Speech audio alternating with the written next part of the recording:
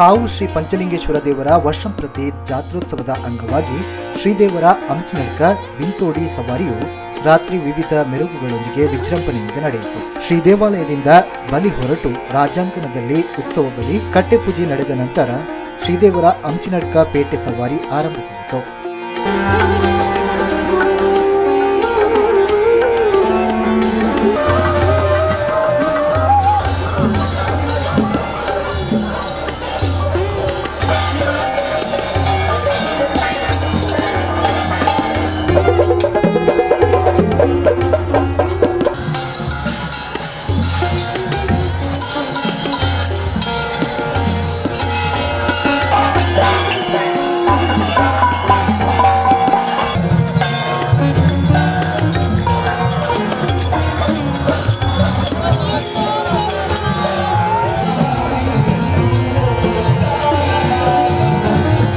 ದೇವಾಲಯದ ಅಶ್ವತ್ಥಕಟ್ಟೆ ಬಳಿಯಿಂದ ಆರಂಭಗೊಂಡ ವೈಭವದ ಮೆರವಣಿಗೆಯಲ್ಲಿ ಕಲ್ಲಡ್ಕದ ಕೀಲು ಕುದುರೆ, ವಿವಿಧ ಬೊಂಬೆಗಳು, ಬಣ್ಣ ಬಣ್ಣದ ಕೊಡೆಗಳು, ಬ್ಯಾಂಡ್ ಸೆಟ್, ವಿವಿಧ ಭಜನಾ ತಂಡಗಳಿಂದ ಭಜನಾ ಹಾಡು, ನೃತ್ಯ ಭಜನೆ, ವಿವಿಧ ಟ್ಯಾಬ್ಲೋಗಳು, ಶಂಖ, ಜಾಗಟೆ ನಾದ, ಕೇರಳ ಚೆಂಡೆ ಇವೆಲ್ಲ ನೋಡುಗರ ಕಣ್ಮನ ಸೆಳೆಯಿತು.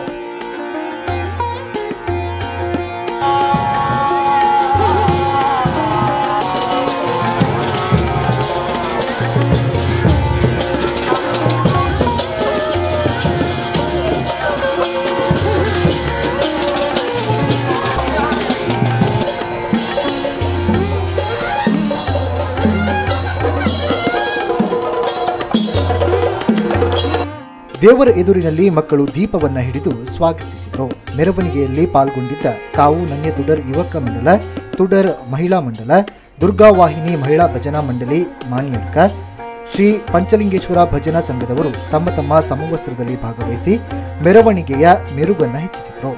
ಮೆರವಣಿಗೆಯಲ್ಲಿ ಪಾಲ್ಗೊಂಡ ಎಲ್ಲಾ ಭಕ್ತ ಸಮೂಹ ಕೇಸರಿ ಶಾಲು ಧರಿಸಿ ಮೆರವಣಿಗೆಯನ್ನ ಕೇಸರಿಮಯಗೊಳಿಸಿದರು. ದಾರಿಯುದ್ದಕ್ಕೂ ಅಲ್ಲಲ್ಲಿ ಕೇಸರಿ ಪತಾಕಿಗಳು, ತಳ್ಳಿರು ತೋರಣಗಳು, ವಿದ್ಯುತ್ ದೀಪಾಲಂಕಾರ ರಾರಾಜಿಸಿದವು. ದಾರಿಯುದ್ದಕ್ಕೂ ಅಲ್ಲಲ್ಲಿ ನಡೆದ ಕಟ್ಟೆ ಪೂಜೆಯ ಸಂದರ್ಭದಲ್ಲಿ ಸುಡು ಮತ್ತು ಪ್ರದರ್ಶನ ನಡೆಯಿತು.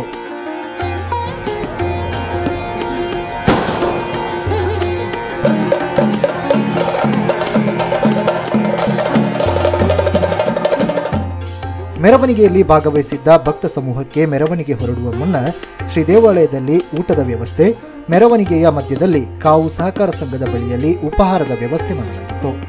ಶ್ರೀದೇವರ ಉತ್ಸವ ಮೂರ್ತಿಯ ವೈಭವದ ಪೇಟೆ ಸವಾರಿಯು ಅಂಚೆನಡ್ಕ ಬಿಂತೋಡಿಯವರಿಗೆ ಸಾಗಿ ಮರಳಿ ಬಂದು ದೇವಾಲಯದಲ್ಲಿ ಶ್ರೀದೇವರ ಶಯನ ನಡೆಯಿತು.